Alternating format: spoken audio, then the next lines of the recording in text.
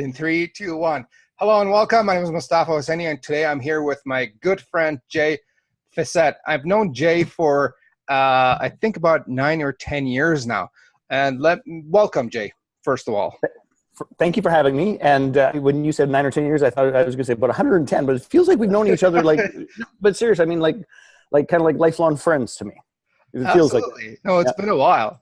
Let me tell you a little bit about Jay. Jay is a best-selling author, student of human nature, an avid sportsman, outdoorsman at five-star hotels, speaks fluent smartass, can see and reflect your life mission in 5 minutes flat, loves having 2 sons so he can play with their toys, still fantasizes about his wife after 25 years, loves ideas but loves results even more, can simultaneously laugh and cry for different reasons at the same time, has never been starstruck but did not get a chance to meet Martin Luther King, and there would have been teenage girl screaming if he had. He is dedicated to instigating a global movement of conscious creators and supporting people to organize their life and resources around their passions and gifts. Jay, welcome once again. Well, thank you for having me. I really appreciate this. It's always great to connect. Absolutely. So we're going to talk about joint ventures. Can you tell us a little bit about first what joint ventures are and what does it mean? Well, exactly. It's a really good question because people have lots of different variations on it.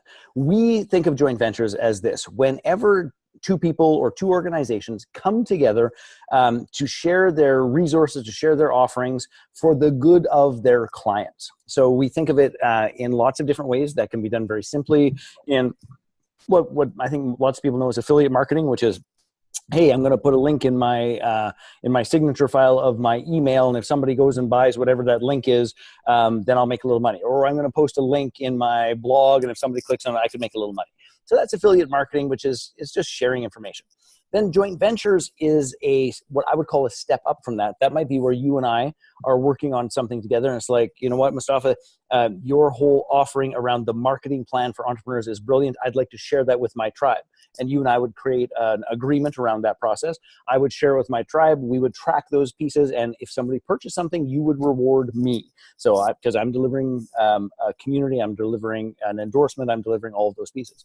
And then sort of third level up from that is that we would call a strategic partnership, whereby we might embed our content or we might embed our businesses and our offerings together. Such as we were in Whistler this summer, and there was a restaurant and a movie theater that did a joint venture called Dinner and a Movie. You come and you buy dinner at the restaurant, and you get a ticket for the movie. It works out perfectly. So there's lots of ways to think about this, and the truth is, every single business should be considering joint ventures as a way to grow and scale.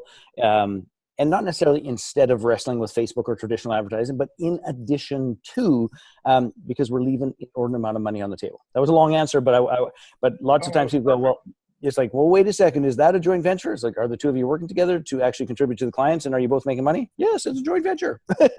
Oh, yeah. So I have a lot of BNI friends, and I have a big BNI network. Yep. Would a joint venture partner, would it be also considered a referral partner of some sort? Well, it certainly could be. Now, BNI, I think, is pretty strict and clean and clear about they don't want you to have a monetary piece of that. You're supposed to do it as a contribution to the community. And to me, this is a both and. And why I say both and is that I'm obviously only going to refer people who are going to serve and support my clients well. I mean, that's the way it's going to be. But I also have a very fervent belief. I mean, I've been a businessman for 30 years. I've spent tens of millions of dollars developing my community, my tribe, my list, my offering, my trust, my faith, all of those sorts of things. And if I'm going to share it with someone, honest to goodness, I want to be paid. As clear as I can possibly say it. So yes, BNI in that referral thing fits the model. But I think that there's a remuneration piece and a reward piece that is sadly lacking. Yeah. No, that makes sense. It's just you refer and you get paid in a sense. Yes, but I want to also be clear, that payment does not need to be money. So I have referred and been paid with an opportunity to be on somebody's stage. I have referred and been paid with a sponsorship booth at somebody's event. I have referred and been paid with time at a racetrack. in driving a litany of very cool cars. So there's a lot. We don't have to think of this as just monetary, but we're business people and money's easy to count. So that's sort of the default piece. But I just want you to think a little broader about that too, because it can be lots of things. Absolutely. So let's say that I want to dig deeper into this joint venture world. How do I go about it? How do I go about finding joint venture partners? How do I approach them? And what do I say? Oh, boy. Was that a 5-hour question? Well, and just to be clear, I know you know this, we have an entire 3-day weekend that helps people answer those questions that I think is just a good start. Okay. So yes. I will do my best to answer it powerfully. And there's a lot of pieces to this. So here's the top of the list. And sometimes people sort of jump past this, but honest to goodness, it's the truth. Here's where it starts. It starts in building a relationship. Okay. It starts in building a relationship. You and I are friends. I know that you deliver great work. I know that you have busted your buns to develop the skills and the abilities that you have, all of those sorts of things.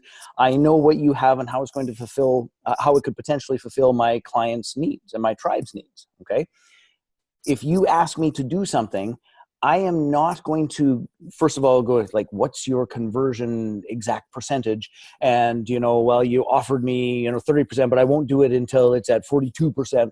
Like, that's not where that happens. I say yes to you because I like, respect, and admire you. Okay. So number one, and people, I just can't emphasize this enough, is you've got to start building relationships, and you build relationships for the love of God. You build the relationships before you want to utilize, monetize, or use them as a distribution method for your new book, for your new course, for your new live event, for your new, all those sorts of things. And I want to just underscore or quotation or whatever it is, underline this point is, so we have an event coming up in Calgary. It's September 21, 23 at the same events in Phoenix the week after.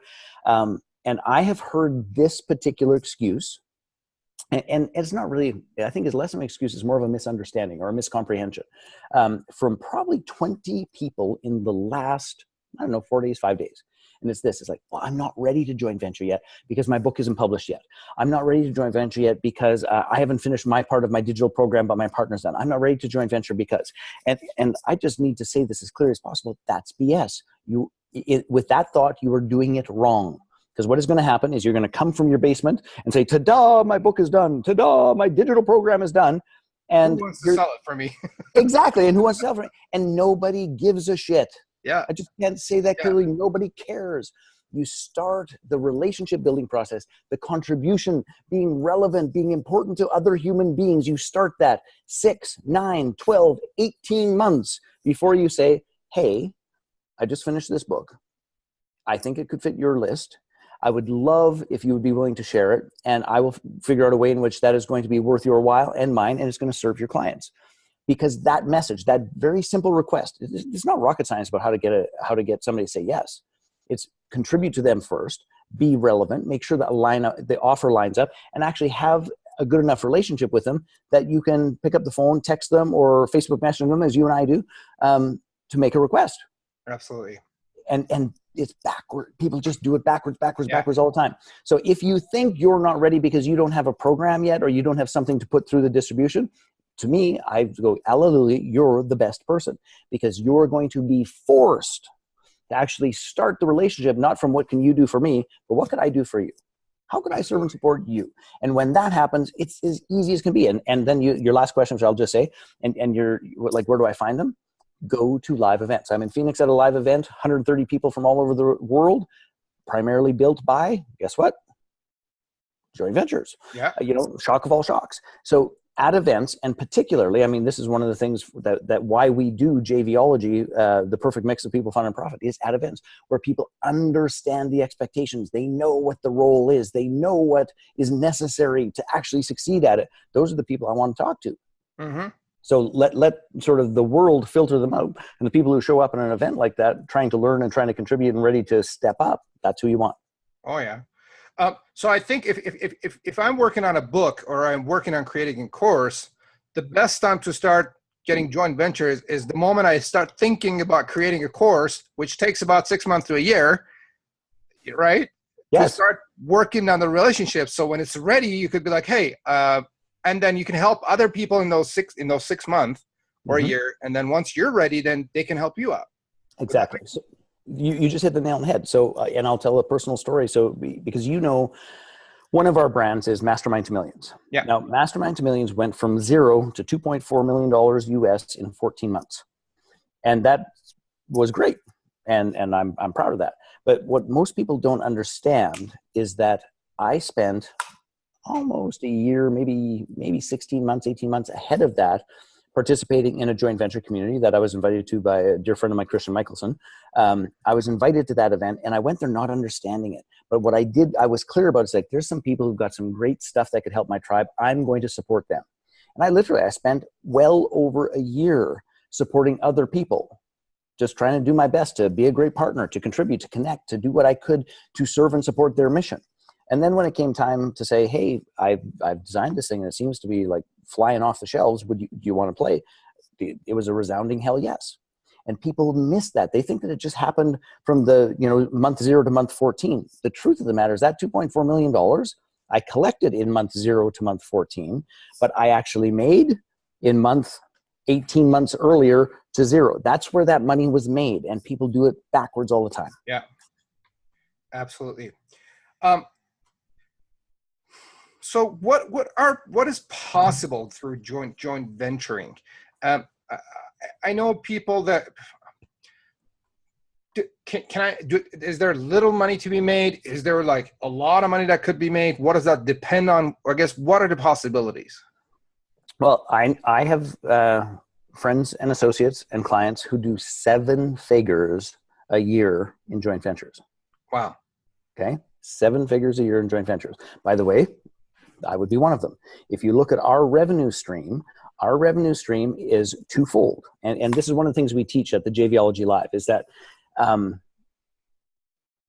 to answer this question, I'm just going to back up the bus a little bit. Okay. If I could just teach a concept, is that most small business people, most marketers have their focus too narrow on me, my offers, what I can do for my client. That's how that's going to go. And we're just too me-centered, because like the sun rose and set for us, and the rest of the world just happened to get the benefit of it. But one of the first things that we teach is, if we're going to truly do well in this process, let's stop thinking about us and let's start thinking about our customer's journey. And when we start thinking about our customer's journey, is that before your customers ever show up at your door, they are buying things, they are learning things, they are hanging out at places, they are going to university, they are buying particular classes, they are reading particular books, they're getting on a plane and traveling to go something. So there is something precedes their necessity for you. Always. A friend of mine owns a high-end baby and tot store. And one of the things that precedes anybody needing him is somebody got pregnant and had a child. That's the preceding thing. And when you get pregnant and you start going through, there's a whole process of things that happen before they show up and say, I need a baby seat, I need a crib, I need a carrier, I need clothes, I need a steamer for the whatever, all the kids stuff, which you and I both been entertained by. Yeah. Okay. Now the child arrives, but now as parents, this journey continues. We just got both our boys back in school. Hallelujah. But we good for you. Yes, we know that in the journey, there'll be a time where that client, he's got a great store, but they're really serving, newborns to toddlers, maybe 4 or 5 years old. Okay. But now there's a whole stream of services that his clients need, because they're done with him. They don't need another crib. So if we start thinking about it from this perspective, here's what I want you to play with. And this is what we help people build out in the weekend, is to figure out who are the 10 people that I'm going to call are downstream, or pardon me, who are upstream from us, right? That the clients are passing through those 10 clients that we can approach, create value with, that they will refer us clients and we will send them money. They will refer us clients, we will send them money. So that fills the top end of our funnel. That keeps us Okay. busy. That has us serving and supporting and connecting and doing our thing with the right people, with the least amount of marketing expenses, at the highest conversion rates, because we know they need us, because they have been upstream from us getting themselves ready to need us. Does that make sense? Yeah. We might as well just get them to send it and pay them. Why spend Facebook money if we could just actually go to the right person who sends the right people and say, hey, why don't we do this? Because they need me after you.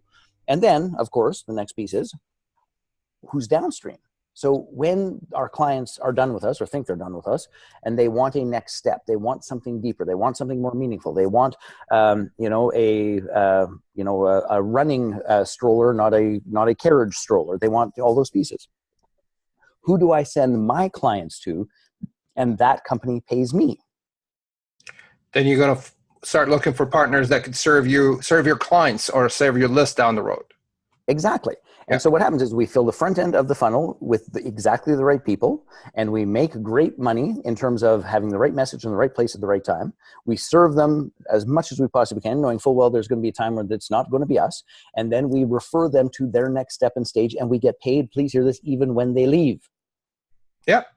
And that really, if you think about it from that particular simple, powerful model, what we're talking about is what we can earn is anything from, $300, $500 for a couple of affiliate links and those sorts of things that are strategically placed, all the way up to hundreds of thousands of dollars a month by simply acknowledging the client process and being very clear and diligent about who we serve, what their journey is, and who do we align ourselves with. And I guess your mindset of not being, because what I see in a lot of people is they try to hold on to their clients and close the doors and be like, people are going to try to steal my customers. How do I protect them? How do I protect myself? But this is a completely different view. Be like, I served you. Now, how can I serve you more by getting someone else to serve you now? And I still, I guess, get paid healthy in a healthy way. And still serve them. And I think it also strengthened the relationship with the customer. Well, it's funny you say, so I love that you brought this up. I didn't know if we were going to have time to do this, is that because two things. What keeps people from succeeding in joint ventures is their scarcity mentality. Mm-hmm. And here's the deal, folks, is that you've got to let go of that. I mean, it reminds me of, and I'm going to be real judgmental, so I'll just declare it now. It reminds me of what I think are stupid and ridiculous and unconscious, and I could come up with a bunch of other network marketing companies, where it's like, oh, no, we don't want to let them know anything about that because it's like they could get distracted, and we just want them to sell our widget or our vitamins or our whatever it is. And it's like, that's the dumbest thing I've ever heard. We live in the age of Google. If somebody is interested in something, they're going to go find it. Oh, so yeah. you have the choice of being the silly company that is trying to close the doors around them and guard them, or you could be clear about it. It's like, let's come up with a compensation plan. Let's have a product that's so good that nobody wants to leave. Yeah. And from our perspective as entrepreneurs, it shifts us from I got to get a client, keep a client, and that deliverer and client. It shifts us from that role into being trusted advisor. And when we are the trusted advisor, guess what happens in the client's journey as they come down and through, and we give them great advice and support as they go through, is they come through again with a different problem or a different process or a different scenario. They never leave. I have clients I've had over a quarter century because of that position. So we've got to let go of the scarcity of, oh my God, they're going to take our clients. It's like, no. Is that we are going to put ourselves in a much more powerful and conscious position of trusted advisor, and the rest takes care of itself, and we make more money working less. Absolutely. Now, going back to something you mentioned earlier about it's not about exchanging money all the time. Sometimes they offer me different things in return. Can you briefly touch on that? On how do you spot somebody that probably doesn't need money, but how do you go about that? It's like the guy would be happy with a racetrack, right? Right? Yes. How do I figure that out? You know what? The answer to that question is, and I'm going to sound repetitive here, but it's the honest God truth. It is building a relationship that is good enough, powerful enough, and clear enough that we can say, hey, how could this work? So I'm going to give you a brief example. So I have I'm his client, one of the most, I think, fantastic photographers. In fact, I think he's taken pictures of you that Steve Kozar. Steve? Yeah. So Steve does some of, I think, the best pictures in the universe. Yes. I've been paying him to take pictures for 3 or 4 years.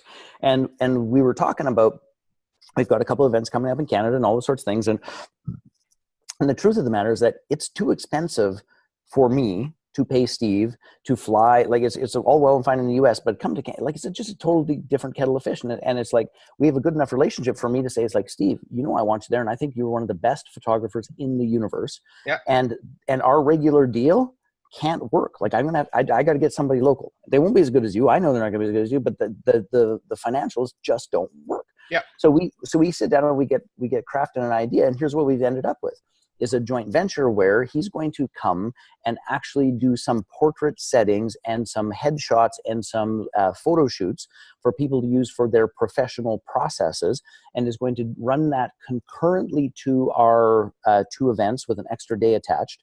And we're going to joint venture on that offer because I know he's going to give them better pictures than they'll see anywhere else. Yeah. And it reduces my costs, and he still makes great money, and everybody gets what they want. But the relationship has to be strong enough to say, it's like, you know what, we have a deal we've worked on for 3 years, and in this circumstance in Canada, it doesn't really work. How do we make this fly?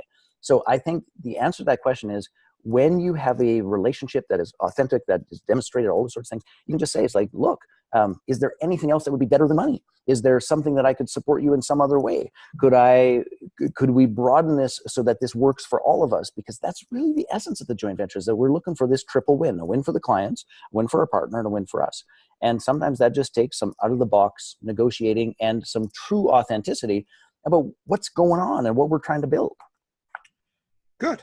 So I know that you're an authority in joint ventures, and you actually run a course on joint ventures and how people could go about it. Can you tell us and our viewers a little bit about that, and where they can get some more information and what's happening and when it's happening? You betcha. So our introductory program, which is called JVology Live, which you attended, I think, one of the very first ones in Calgary a year and a bit ago. Yes. Is a fabulous 3-day program, all day Friday, all day Saturday, all day Sunday. And it is happening September 21st, 23rd in Calgary, and then September 28th to 30th in Phoenix. And really the essence of this event is for you to understand the mindset, what it actually takes to set up successful joint ventures, to master the invitation. How do you have this conversation with people that actually leads to a JV that works? And to learn the actual steps of both being a great partner when we are sharing with our tribe, and being a great partner when we are actually the ones who are getting other people to share with us. So those are the key pieces, and we bring together, and we do the training in terms of the technology, the mindset, the invitations, all those sort of things. We bring together a room full of people where you get to practice that invitation. Like, you will leave with real JV partners booked, with podcasts, webinars, people who are going to mail for you, all those pieces to connect and to build the relationships over the long term that make this work. And you know what? You can check it out online. I think you're going to put a link below here so you can go and check that out. And just be in perfect transparency, is that I asked Mostafa to help us with this whole piece. He knows how valuable it is. And that is going to be an affiliate link that we are in a joint venture with. And we're going to hang out together, and we're going to support one another, and we're going to serve the living you-know-what out of the people who show up there. Yeah. So this is just, even this conversation is an example of a simple way to serve and support one another's tribes. Absolutely. So for the guys that are viewing, I attended this course about 1.5 years ago, and it's one of those things that I always say, I have a list of things that I wish I knew 20 years ago. And this was one of them. It's like the mindset, like Jay said, how do you approach people and think of the possibilities outside the little box that we're in, and we're trying to operate in the little box, and just expanding the horizon pretty much on what is possible, meeting new people, exploring possibilities of joint ventures, affiliates, referral partners, and just maybe even going internationally instead of locally. You meet people that are coming from the States, from Europe, and they have connections here and there. So I can't say enough good things about it. If you have time, what were the dates again, Jay? It is September 21st, 23rd, Calgary, 28th to 30th. Now, can I tweak something? Yes. When you were saying if you have time, I actually have started talking about this differently based on the feedback that I get from people in terms of what they have made as a result of it. So here's how I'd love for your people to think about it. It doesn't matter if you have time or not, totally irrelevant. If in September 21st to 23rd, if you're doing something that is going to make you $100,000 over the next 6 to 8 months, then you should keep doing that. If what you are going to make you $100,000 in the next 6 to 8 months, then cancel it and get your ass to the course. Because that's the only appropriate way to think about this. Because I've had people say, "Oh, I've been waiting a long time to get my toenails painted." If that's more important to you, then you best get them painted. Yeah. But that's the best way to think about this: is what I'm going to do. Will it make $100,000 in the next little bit? And if the answer is yes, go to town. If the answer is no, get your ass to the event. So I'm going to change what I said. Pretty much cancel everything you got and show up. Because chances are this is more valuable in the relationships and the mindset and the whole thing. You're going to get a lot out of it. I will guarantee it. In fact, I was on a plane flying to Phoenix, happened to be sitting beside a woman from Calgary, and who was at that same event, Mary Frances, and she was giving me the long list of things that have happened. She has an event coming up. 4 of her 6 sponsors came from the JVology event. She looked back at all of the people who've been on her show that have actually contributed to her business. Guess which ones? The people she met through JVology. Like she just went through the list after list after list after list. She said, and that all started that weekend. Totally transformative for her business. Absolutely. And one more point, and then I know we're running out of time. It's like 3 days of you hanging out with people and building relationships, and you get to know them on a deeper level. And if you think about it, most of the business that we get as business owners, they come from relationships. It doesn't just fall on our lap because. Mm-hmm. It's always a phone call, and it takes some time to establish the trust and the expertise and whatnot. And then people have 3 days of pretty much, what's the word I'm looking for? Looking at you and analyzing you, be like, this is a good guy. I mean, they get to know you, right? And the relationships are being made. So like he said, and we should, and I love you pointing that out, because this is not a regular event. Like we have, we do these hot seat things on the Friday, I guess that's Saturday. On Friday, we teach a process that we call wine conversations and cash. So quite literally, like we have a glass of wine, it's different than perhaps any other event that you've ever been to, because the purpose is relationships. Now we're going to teach and train you like crazy throughout. But we are not unclear about where the real value is. And that is in you having a handshake and a trusted commitment with a human being who's going to follow through to support your business. That's what this is about. Absolutely. So we're going to leave the link for you guys in the comments or in the description of the video, so you can check it out. There's an event coming up in Calgary and one in Phoenix, Arizona. Cancel everything and show up, pretty much. And well, Jay, it was great having a conversation with you about joint ventures. I guess I am going to see you in a few weeks, and I look forward to that. Yes. Well, have a great weekend. All right, brother. Have a fantastic day. Thank you for having me. Thank you. Bye now.